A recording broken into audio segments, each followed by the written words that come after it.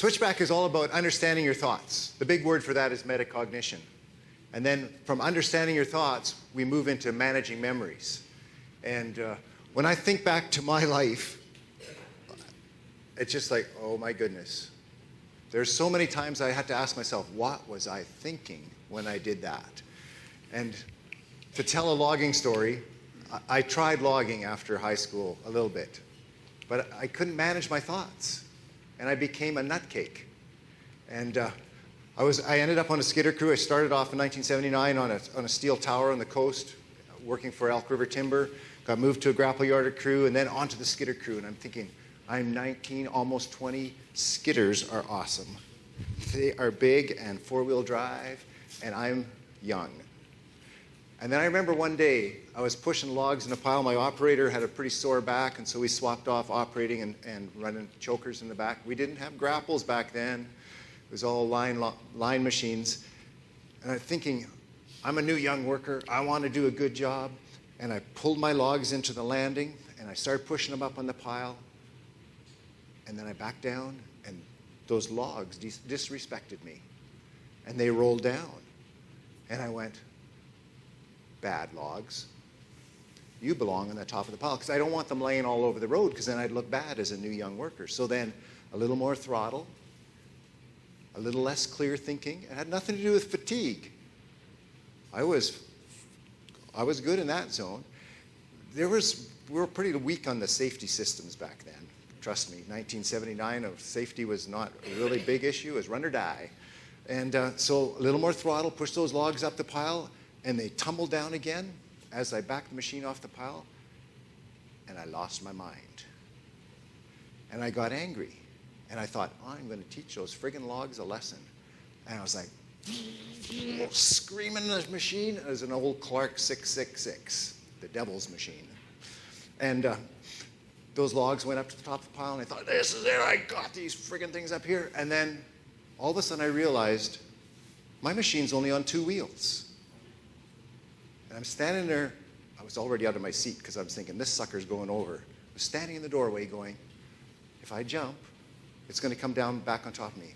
If I go back to my seat, where are those seat belts anyways? They were underneath the grease cartridges in 1979. That's where they were. And your life kind of flashes before your eyes, and you go, what was I thinking? What was I thinking that I could teach logs a lesson? Like, that is so irrational. And the machine came back down its wheels. I unjackknifed the machine and backed off the pile and pushed it up at the bottom and went, I don't like what's going on in my head. This is not safe.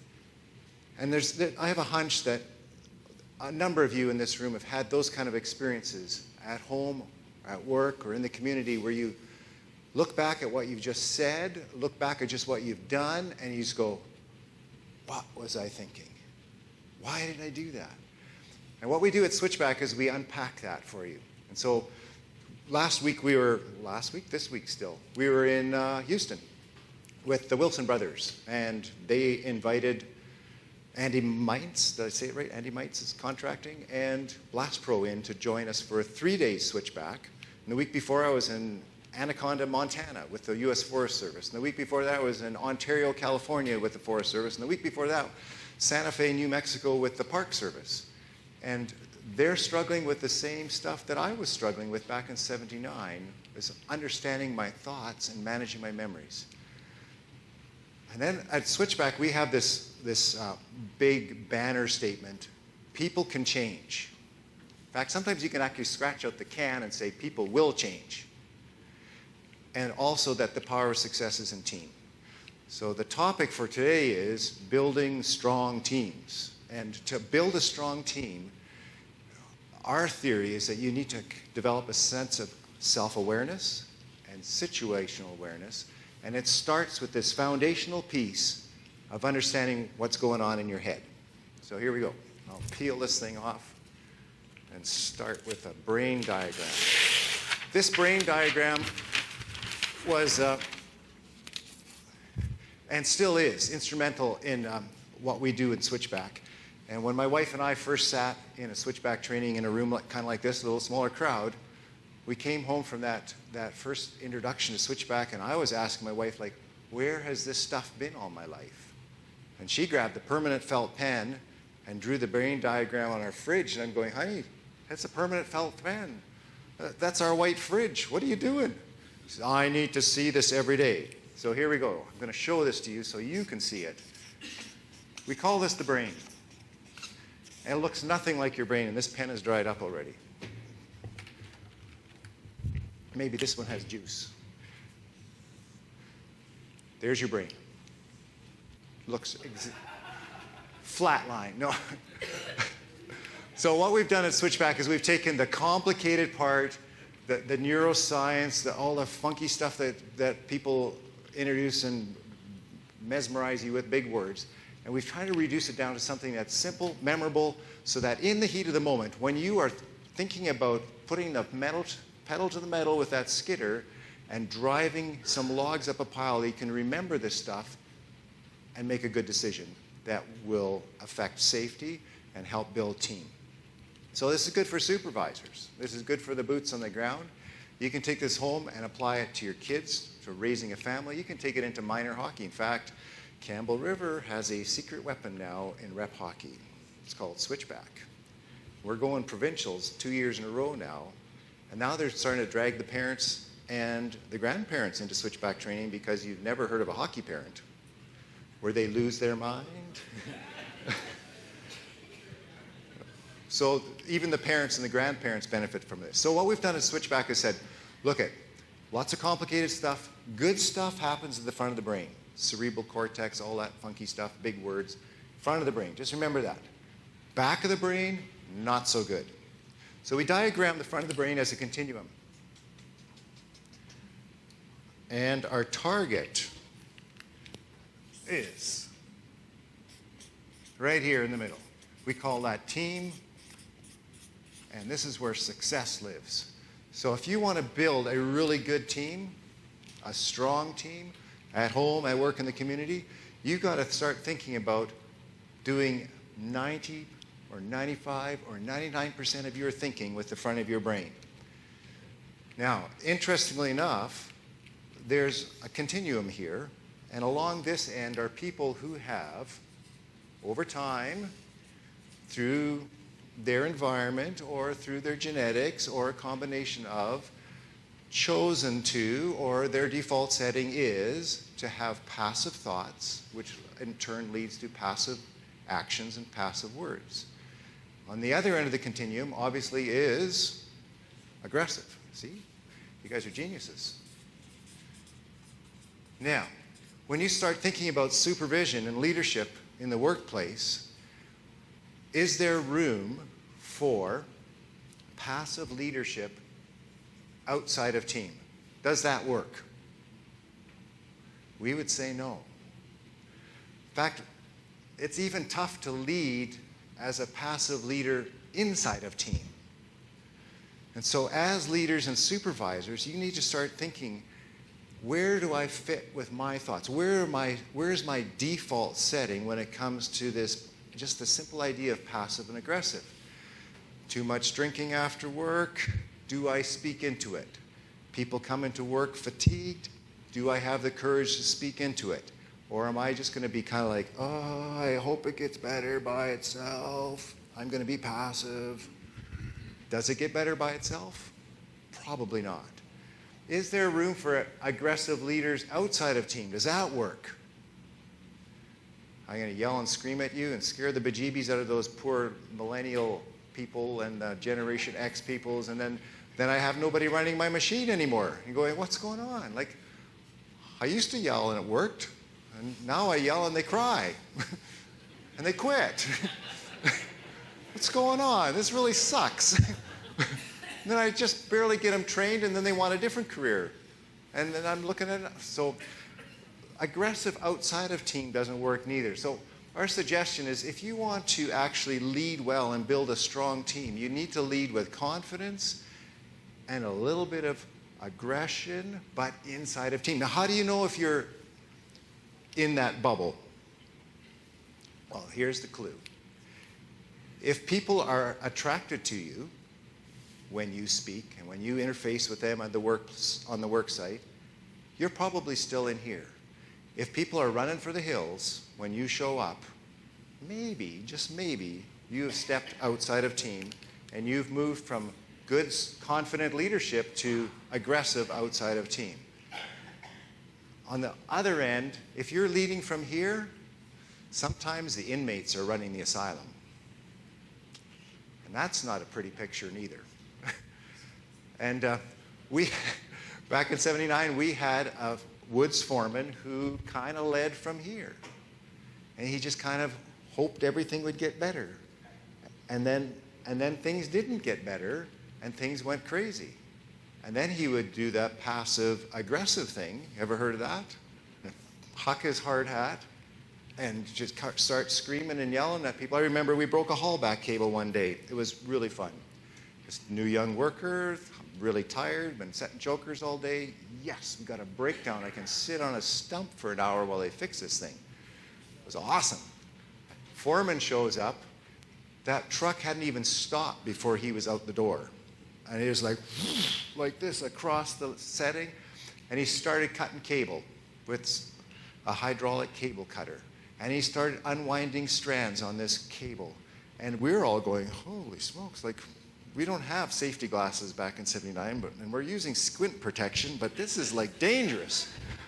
And we're moving back, and he is fuming because production is down, and these guys are standing around doing nothing.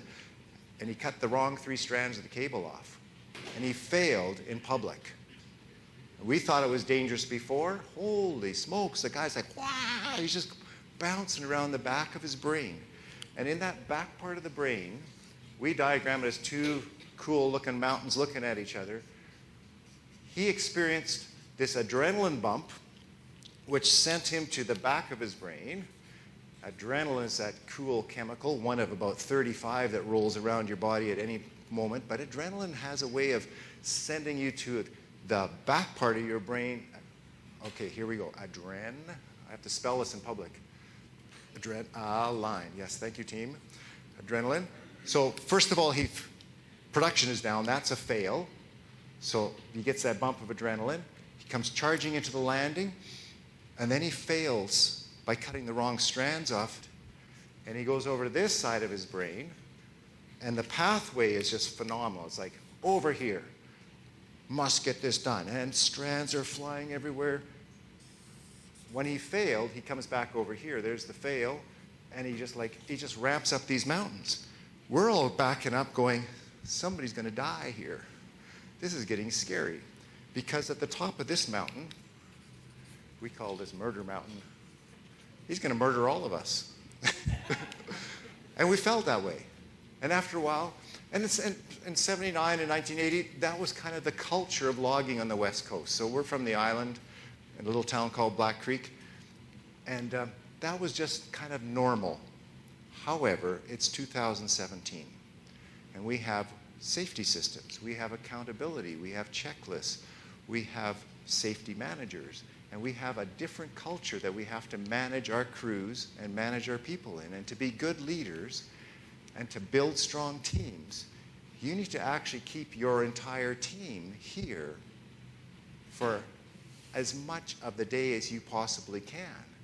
Because as a supervisor, you can actually drive your team into that flight-fight spot just by showing up. Because there's a few of us who have issues with authority figures. We'll explain that later if I have time. Oh, I've got lots of time. I'm onto this. So starting with when we were little kids, some of your fathers and mothers said some really nice things to you, like, you'll never amount to anything. You're a friggin' loser. You're a lazy little whatever. And we pack those memories into our brains, and then we go, don't trust authority figures. And we live in this flight-fight part of our brain. And then we go to school. And isn't school a fantastic place for a whole bunch of us? In fact, those of us who don't do well in school, where do we head for a career? Into the bush. I did it. I wasn't super good at school, and I thought logging is going to be an awesome career for somebody who cannot spell and cannot write. And then some of that authority figure stuff goes right into our first jobs, where we get yelled at and fired and disappoint people and screw up. Some of us even have issues with authority figures that drive white and blue cars with lights on the top. And we have speeding tickets and assault charges and all kinds of cool things. And so just the fact that you're a supervisor, an owner of a company, you stepping into somebody's zone, even though you haven't said anything yet, you can cause your entire team just to go bing, bing, bing back into the back of the mountains, into that flight-fight zone where they are no longer accessing safe work procedures. They're no longer accessing their experience on the job. They are no longer accessing all the cool things they've learned over their career, because all that stuff is stored up in the front of their brain. The back of the brain only has two choices: flight, run away, or fight. Little example. You think that traffic lights would be a fairly simple safety rule. Pretty simple. Red means stop, green means go, yellow means accelerate. If you're aggressive. But if your wife is in the car and she's passive, she looks at yellow and she says, that means slow down and stop right now. And so there's conflict already in the driving. So roll the clock ahead. I think it was about 1984. I was going to university at that time. So I'm trying to do the university thing, and I'm driving down Cook Street, and I missed the red light. Like an honest-to-goodness mistake. And mistakes do happen at work. As much as we try to be fully engaged at work, and we're following the safety systems, and we're keeping the fuel up in our bodies, we're doing everything right. Sometimes we just make a mistake and we miss an opportunity to do the right thing. I drove through a red light. I didn't even see it. My wife goes, you just drove through a red light. And I go, no, I didn't. She goes, yes, you did. No, I didn't. Yes, you did. No, you didn't. And pretty soon, the two of us are ramping it up this mountain of flight, fight. She says, look in the mirror. Look in the mirror. Darn, I did drive through a red light. And I get this little bump of adrenaline because I failed. I screwed up. And now I'm starting to drive in the back of my brain. Now, unfortunately, even something as simple as red means stop and green means go is stored up here. I came to the next intersection on Cook Street. It was red. Didn't even see it. Drove right through the second intersection. And you're going, what is going on in my head? And my wife goes, you just did it again.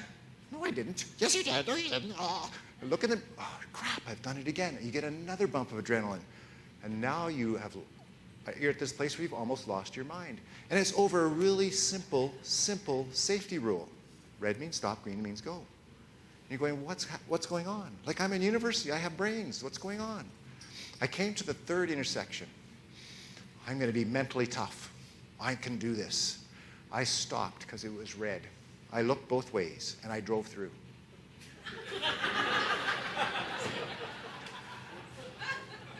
And my wife's going, what are you doing? I said, I stopped. Yeah, but it's still red. Is it? Because under the influence of adrenaline, a number of physiological things happen. Tunnel vision is one of those things. Really handy when a grizzly bear is chasing you through the huckleberry bushes. Must get to the pickup truck before my partner. Blood pressure increases. Breathing becomes shallow. Sometimes people get mitten hands because blood actually, depending on if you're on the flight side of your brain, blood will actually rush to core muscles and your glutes and quads so that you're ready to run. But when it goes there, it actually drains this part of your body. Oh, darn, all that oxygen-rich blood that's supposed to be up here helping me make good decisions is now all dashed down to my legs so I can run from the grizzly bear. If you're on the fight side, it goes here. You see people clenching their fists. People who don't like public speaking, they twist the podium till it crumples. I've seen people in boardrooms clenching underneath the desk. Oh, I hate you. Again, the oxygen-rich blood that's supposed to be in your brain helping you with good decisions is now down here. So flight, fight doesn't help you that much unless you're running from the grizzly bear. So there are a number of things that cause people to go there. One of them is fear. You have a close call, an upset condition, something happens, you get that little bump of adrenaline. You can be driving from home to work or work to home and some animal steps out in front of you on the road and you spike the brakes. Whoa, black ice. You do the cool maneuver and it's like, wow, that was close. And you look back and there's this stupid moose jogging through the field and you're going, boom, boom, boom. My heart is pounding, my face is flushed. I get this shot of adrenaline. You are actually at risk for this kind of thinking for quite a while. In fact, the research suggests that you are actually under the influence of adrenaline and back brain thinking for up to 3 days before your blood chemistry comes back to an equilibrium where you can be a clear thinking front brain person. Now that's an interesting concept. Some of you have run across people who seem to need to get upset about every 3 days. Some of you are married to one of those. And you're just going, what's going on? Like, this is not worth fighting over, but they've actually become adrenaline junkies. And they need that bump because they want it. And their blood chemistry is desiring it, and some weird stuff is going on. So part of understanding what it means to be a good leader and a good supervisor and building a strong team is recognizing this front brain, back brain dichotomy. Front brain, centered between passive and aggressive, is the sweet spot. And when you drive people to the back of their brain by yelling at them, giving them tasks where they're going to fail, just showing up as a supervisor, man, some bad things can happen. You can have very competent operators doing some really dumb red light moves. And you're going, what were they thinking? What's going on? Well, what's going on is that they're at the back of their brain. About a year ago, there was a kind of a fascinating thing that was kind of circulating around Facebook and YouTube. And it reminds me of that fantastic sleep fatigue presentation. Except this one was the truck, the tractor-trailer truck was stopped by the Mounties. So the Mounties have their lights flashing, and the dash cam shows the guy getting back into his truck, fires it up. He's obviously got stopped for doing something wrong, maybe speeding through a school zone or something. Never happens, but sometimes professional drivers do that. And then you can hear and see there's a train coming. There are lights flashing everywhere. There's bells binging. There's the train whistle blowing, and he puts it in gear and drives right into that train. And you're going, and you just watch on this dash cam thing, he gets hooked on by his cab and dragged about a quarter mile down the tracks. Nobody's hurt, but the caption was, what an idiot. And we look at that from Switchback and go, just hang on a second. It's not that he's an idiot.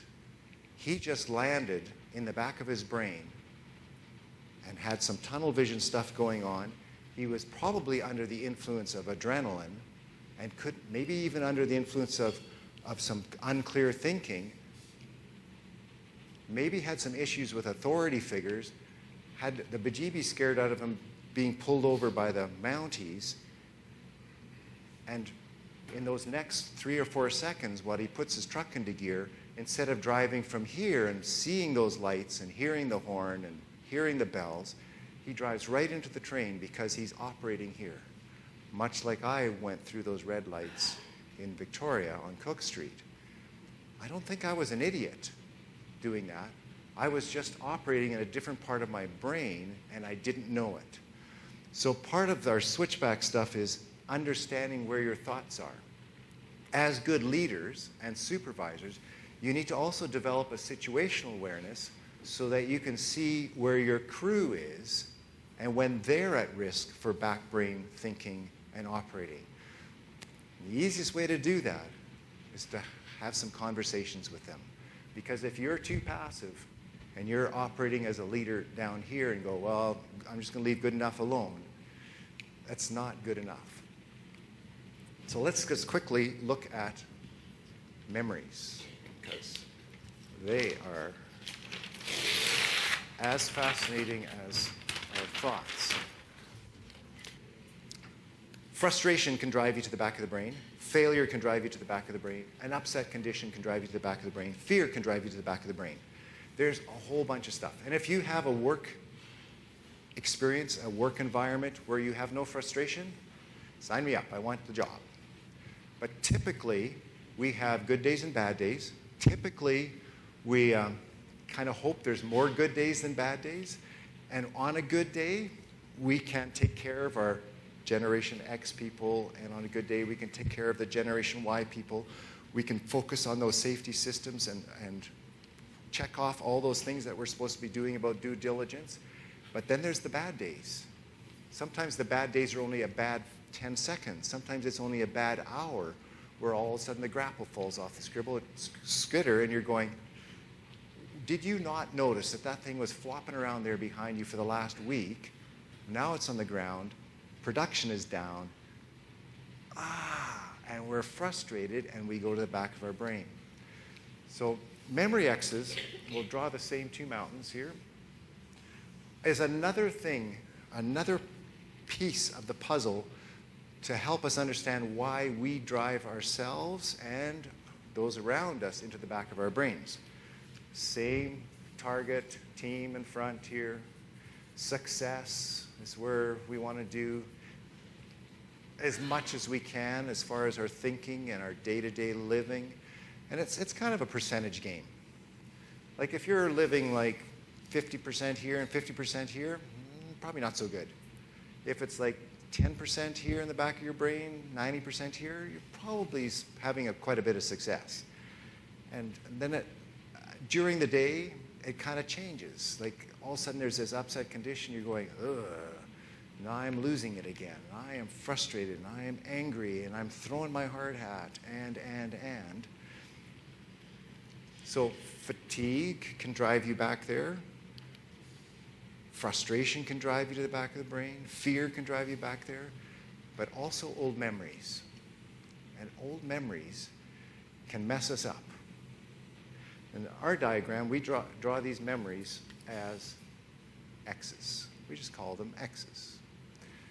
And if you're a normal person, you probably have 2 or 3 or 4 memory, or 5 of failures, frustrations, traumatic memories that are kind of stored in the back of your brain. And the reason your brain stores these failures and traumatic memories in a different place is for your own success and survival. So if you were to be thinking about all this junk that has happened in your past, and probably some of it even current, that would wreck your day and wreck your capacity to even function as a human being. So your brain has this fantastic organization system. Good memories, stored in the front. They look cool. They're integrated. They're all touching each other. We intentionally draw the X's as disconnected memories. And out of that comes sort of this random kind of recall of those events. Sometimes flashbacks have no connection with anything. It's just like, what the heck's going on? So on this flight side of the brain, we can add another layer to understanding that, and that is the self-rejection thoughts that come out of these experiences. So to kind of bring this to a place where we can understand it, let me tell you just a couple of stories about give you some examples of memory X's. Let me start grade 1. Grade 1 was living in Winnipeg. Every day after school, Joey, my friend from across the street who's in grade 3, would beat me up after school. And every day he would promise, I won't do it again.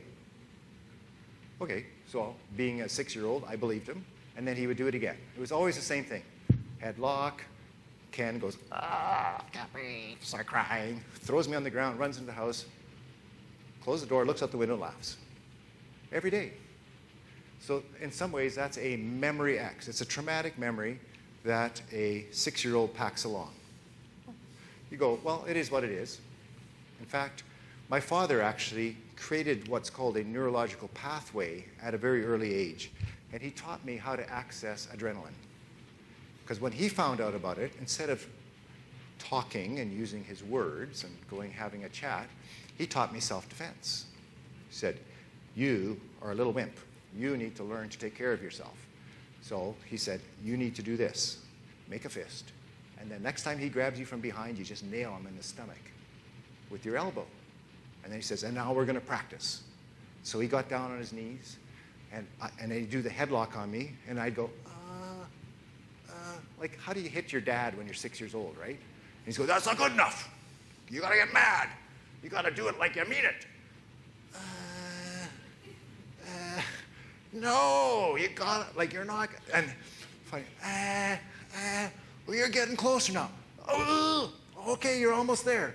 And he taught me that neurological pathway of accessing adrenaline and the flight-fight response to solve my problems.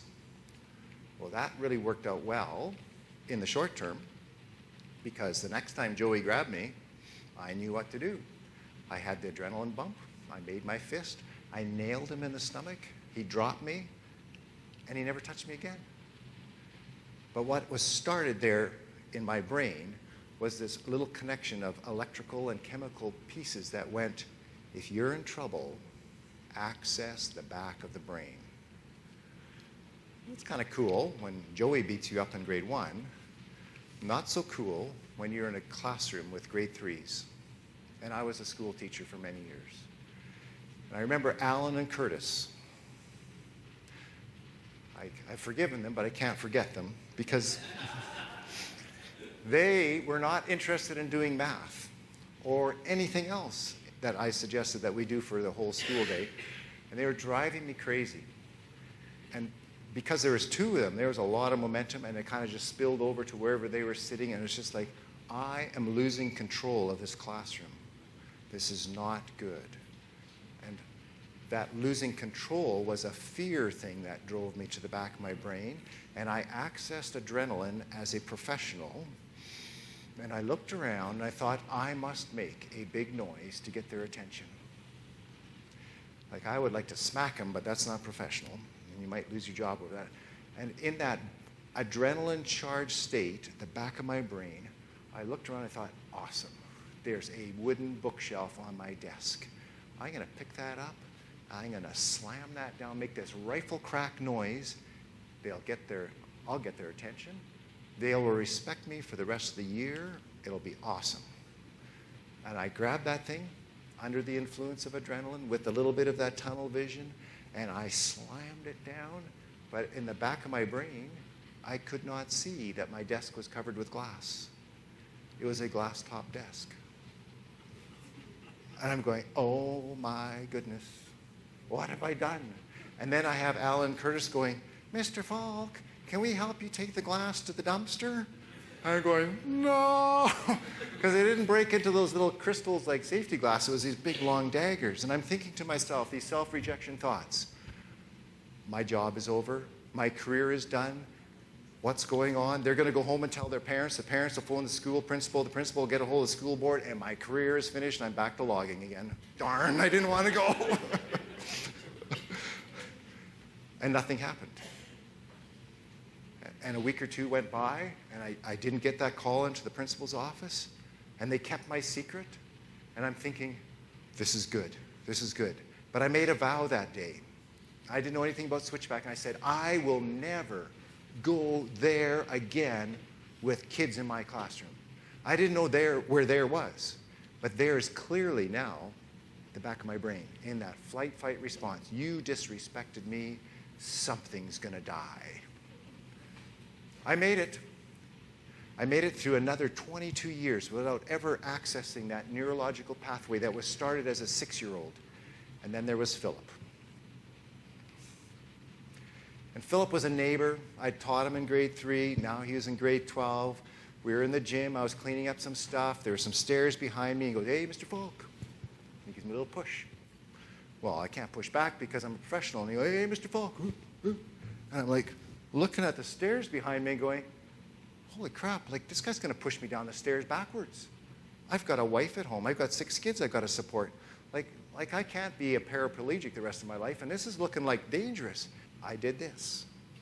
I left the front of my brain. I said, you are risking my life. I had fear that accessed that piece. I accessed adrenaline, and I grabbed Philip by the shoulders, and I threw him up against the wall, and I said, don't you touch me! And then I went, oh my goodness, I've done it again. I've done this back brain thing. I'm going to lose my job. I'm such a nutcake. That's why I left logging, because I was a nutcake. So that night I got on the phone. I phoned his dad, who happened to be on the school board. I said, hey, Terry, you wouldn't believe what happened today. It had to do with your son, Philip. I'm not even teaching him, you know that, right? But he started pushing me around the gym, and I lost my stuff, and I grabbed him, I shoved him up against the wall, and he says, you didn't smack him? No, I didn't smack him. You should have smacked him. Phew, another close one. Just going. But at that juncture, you just go, what was I thinking? What was I thinking? And I had no idea about this switchback stuff, that I was bouncing around the back of my brain. So there's some memories that are stored there. A memory of Joey, a memory of failing as a teacher. There's another level of memories. Grade 7, Mr. Rollins. I can forgive him, but I can't forget that memory. We thought we were pretty smart, and we were asking for some special privileges to go to the library and do some work. And he gave us a month to kind of do it, to prove ourselves. And I came back after a month with a title on my piece of paper that said Egypt. I was pretty proud of my work, because I had worked a whole month on this thing. And there's 5 letters, and I actually spelt it right. It took me quite a few tries. But, and they were yellow, and they were kind of shaped like triangles, like the pyramids. And I handed this in. This is my month's worth of work. This is way more than I did in grade 6 for Mr. Thornton. And he says, sit down on your desk. Self-directed program is over. Here's a standardized test. We're going to see if you kids from Black Creek even have any brains. So we did the standardized test, and then he chose to publicly humiliate me. Maybe I was just a little bit too much of a smart ass, I don't know. And he stood in front of the whole class and said, Ken Falk scored on this standardized spelling component at a grade 2 level. Did everybody hear that? Grade 2? So, I'm a moron. I'm stupid, right? Self-rejection thought. Flight. The flight response is, I need to run out of this classroom, but you can't, because the bus doesn't come until 3 o'clock, and you're too far away. Like in grade 7, you don't have a lot of options. So it's like cringe, fear, freeze. I want to slash his tires, but I don't have a knife. Like you're just stuck. And so your brain goes, that is not a really good memory to keep in the front of your brain. Let's file that in the back of the brain. So you don't even remember it. It just becomes sort of this subconscious, unconscious piece of your memory. And the fascinating thing about our brains is that all the stimulus of our entire lives is actually stored there, and there's capacity for a lot more than just our 70 or 80 years. Like the brain science people are saying there's a tremendous amount of room in the hard drive. When you get to my age, recall is a big issue. Like I remember learning something way back then, but I can't remember it. It's still stored there. And then if you ever study stuff over again that you took a long time ago, it kind of comes back and you have access to it again. But your brain does funny things with old memories. And one of them is to dump traumatic memories and memories of failures to the back of the brain. So that memory was just dumped there. Coasted through middle school. Well, we didn't coast. It was just a nutcake show. It was terrible. And got to high school, and I remember sitting in English 11 class with Paul McCaffrey. He's done a bunch of work for the Force Council in the Bull Buckers course, and actually did some work with him. We were sitting in English 11 together with Ms. Payne at Vanier. And she made us write an assignment, and then she collected assignments, and then she chose 5 special people to write their sentences on the board that she had circled. And I'm looking at my thing and going, well, it looks like a circle, but I think it's more like a rectangle. And I'm watching what the other kids are writing up on the board and going, man, these kids are like retards. Like, they can't spell, but my sentence hasn't got any mistakes in it. And finally, she dragged me up to the front because mine was one of those, and I wrote my sentence. We spent the next 2 periods correcting all the mistakes. And again, public humiliation. And your brain goes, thank you very much. You don't need to do that. So store it in the back of the brain. But the interesting thing is that out of this memory comes something that's called a limiting belief. So you have a couple of those critical moments in your schooling life, and out of that you build a limiting belief. And what do you think that limiting belief was? Can't do school. can't spell, can't write. So, out of that limiting belief, what career do I head to? Logging. Because I know for sure you don't have to spell and write in logging. And then I get there, and I do that stuff. I do that switchbacking stuff. And my brain is going, I don't like the trajectory I'm on. This is driving me crazy. So this limiting belief is one of the outcomes of having memory stored in the back of the brain. And another outcome is that it becomes one of those buttons that people are able to push. You've ever run across somebody who has a lot of buttons? And you just have to say something or look at them kind of a little funny, and all of a sudden they overreact, and they just like, in some ways it's, in a twisted kind of way, it's kind of entertaining. And when you're kids, you do it with each other because it is super entertaining as kids. And so you poke each other's buttons and you point out their faults and failures and everything else, and then you watch them overreact and ping around in the back of their brains in this flight-fight response. However, in the work world, that is a really bad place to be operating a machine in the back of your brain. It is a really bad place to be leading as a supervisor. It is almost impossible to build a good team, a strong team, when you've got people pushing buttons and people bouncing around in the back of their brains. And you struggle with, what's going on? I don't get this. And sometimes it has nothing to do with you as a supervisor. It has to do with a supervisor from 1979. And that memory is stored there, and all you do is step into their zone, and they get the adrenaline bump. They start pinging around their back of the brain. They can't even hear you. Their ears are ringing. They're not paying attention. They've got tunnel vision. You walk away and you ask them, so what was that conversation about? I don't know. He hates me. Hates you? I didn't say anything about hating you. But what they've done is they've just heard the last 5 minutes of safety talk through this filter of old memories, and now they've overreacted and they haven't heard a thing. So it kind of behooves us to be really situationally aware and watch what's going on when we're talking to people about safety things, about production things, about quality things. Where are they in their thinking? And after a while, you can become like that Jedi Knight, and you go, oh man, I just pushed them into the back of the brain. Maybe I need to back off a little bit. I'm feeling it kind of going to the back of my brain. I need to calm down a little bit. Because what's more entertaining than this is watching two people do this. Let's do this together. Let's hit an X, and then let's go grab another higher level X, and we'll just ramp this up. It's so much fun, especially when you do it at home with the person that you're supposed to love. It's what reality TV is built on, is it not? Create a stressful environment, put a team out on an island somewhere, give them some ridiculous rules, and then watch them switch back, bounce back and forth.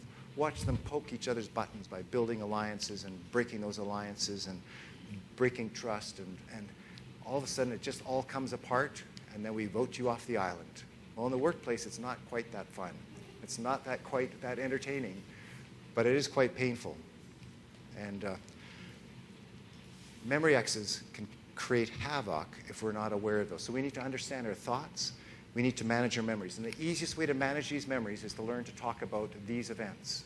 So when I'm telling you about Mr. Rollins, what I'm actually doing is moving that memory from the back of my brain to here. When I tell you about Ms. Payne, I'm moving that memory and parking it up here so it's surrounded by the context of the rest of the successes in my life.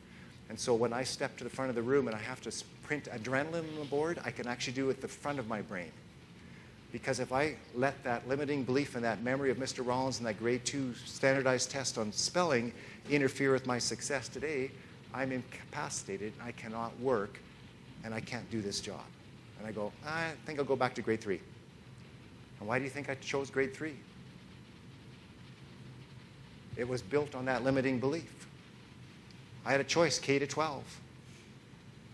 I had a 4-5 split, first year.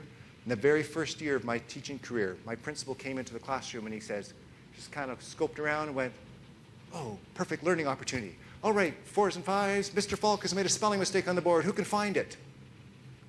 I'm going, really? This is happening again? 24 hands went up. I'm going, crap, I can't see it anywhere. I'm in panic. I want to kill him.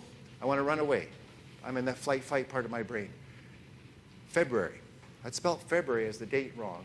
Apparently it's got 2 R's. I hadn't learned that yet, and I was already 26. Darn. Another memory X. So the very first time a grade 3 class came up, can I teach grade 3? Because I knew at a subconscious, unconscious level that I'd capped out on my spelling at a grade 2 level, but being a fairly aggressive guy, I can handle grade 3.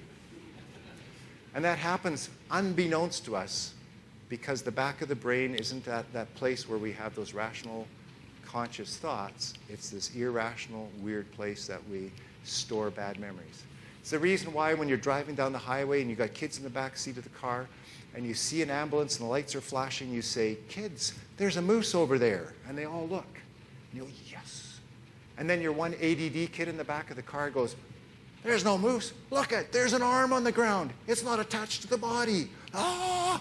And they freak out and they do this, and then for the next 6 months, "I can't sleep at night." And their teachers are going, "This kid can't sit still in school," because they have overstimulated their brain with this memory X, and now they're doing all of their life in the back of their brain. It's why we censor what our kids watch on television. So we don't want those traumatic memories put in their brains. So the good news is that you can actually choose where you store those memories so that you become a stronger leader, so you don't have those buttons that people push, so that you don't overreact, and so that you can build strong teams.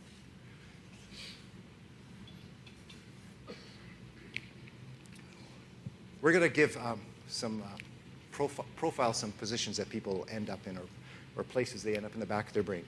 So if your greatest success is here in the front of your brain, and you want to do 99% of your living here and 99% of your supervision from here, what happens occasionally, and it happens slowly, people morph through these positions over life, is that some people end up living their entire working career over here, and we call them passive assets. And the reason we call them passive assets is that because they actually have a tremendous amount of value that they can give to the team, but they have just chosen to check out. So they're the quiet person.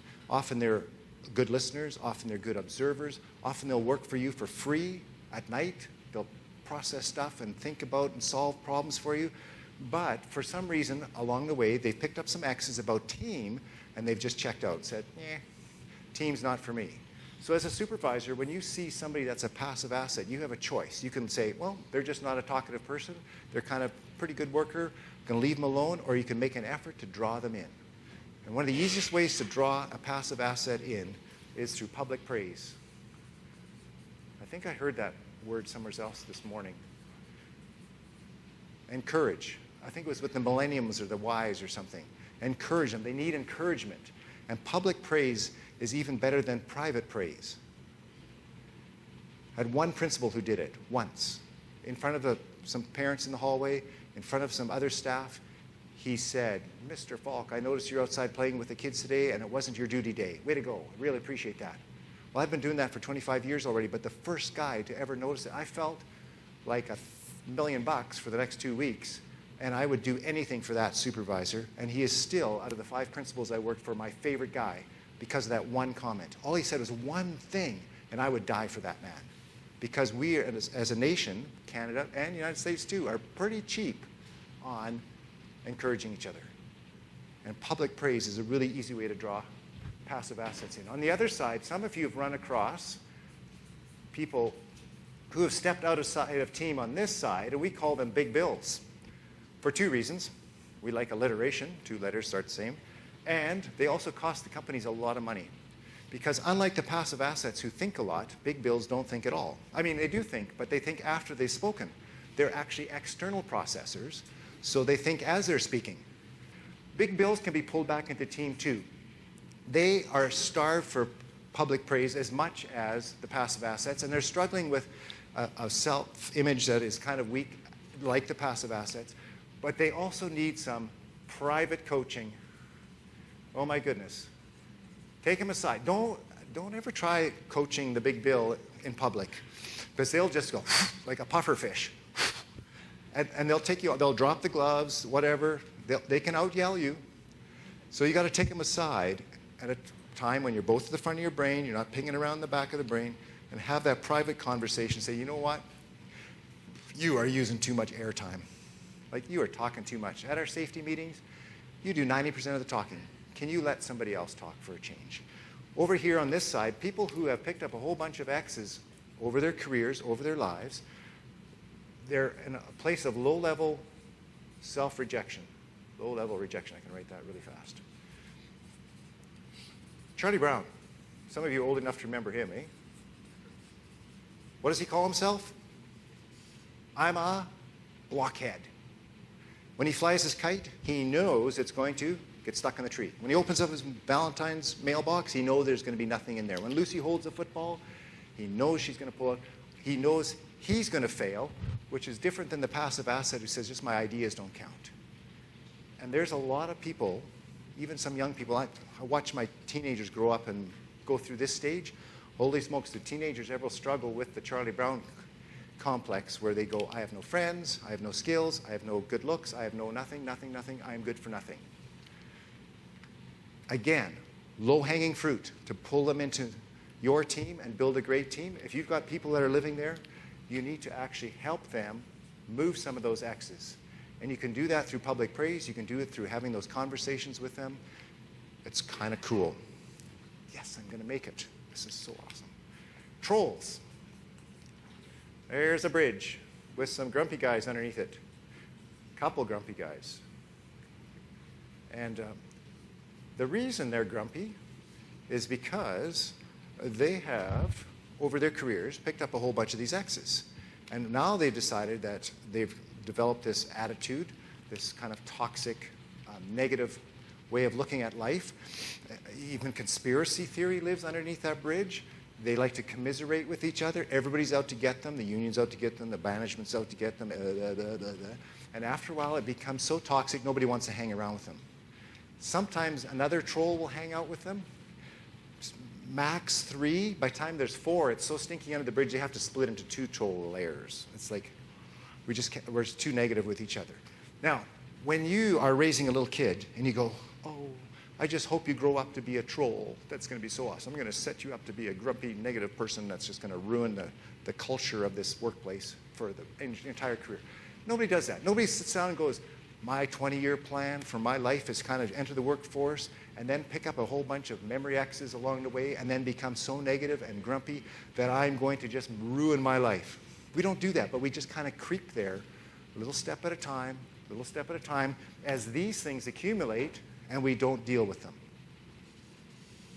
And if you don't deal with these things, they start to influence how you view the world. Up here at the top of the page is another sad person, but they're hiding in a cave. And the cave dweller is somebody who has left team a long time ago because of a whole bunch of these things. And they've decided the safe place for them to live and work at home in the community is by themselves. No conversation, no connection with team. And they hide in that cave, and sometimes they even entertain these thoughts, suicidal thoughts. And you say, well, he just wants to be by himself. He wants to eat his lunch by himself in the truck. If you want to build a strong team, sometimes you've got to leave this spot and go up to that cave and bring those people down. Because there's nothing worse than having somebody on your crew take their own life and you did nothing about it. And they end up taking their own life because of a whole bunch of this stuff, and they just internalize the stuff. They hamster wheel around it. They go, my life is screwed. It's over as I know it. My career is done. And on the other side, we have this lovely evil guy. We call him the snowball thrower.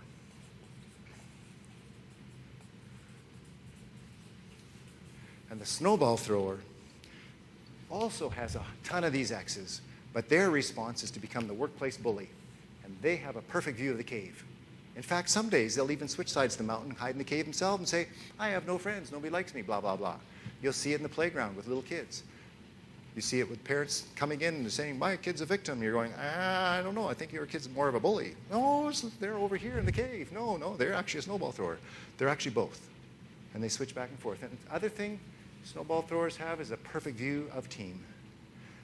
And if you're thinking about snowball throwers, how many snowball throwers does it take to wreck a team? Just one. Just one. And sometimes, though not always, you need to actually let a snowball thrower off your bus and say, go wreck somebody else's team. It's harsh, and it takes kind of aggressive leadership to do that, because if you're passive and you let that snowball thrower keep on harassing the cave dwellers and hucking snowballs at the team, you will not have a strong team. If you let the trolls be the voice of the company and influence the rest of your company, they will make it such a toxic place, because they will stir up this stuff, current and historical, relevant and irrelevant, real and perceived. Like, it's just like, what are you talking about? Like, this is nuts. And they ruin the culture, the safety culture, the team culture. The Charlie Browns, they're kind of almost invisible, but they need to be drawn in too. And you can build a good team if you're self-aware, if you're situationally aware. And I'm out of time. I've got 9 more hours of talking to do, but I got to walk off the stage.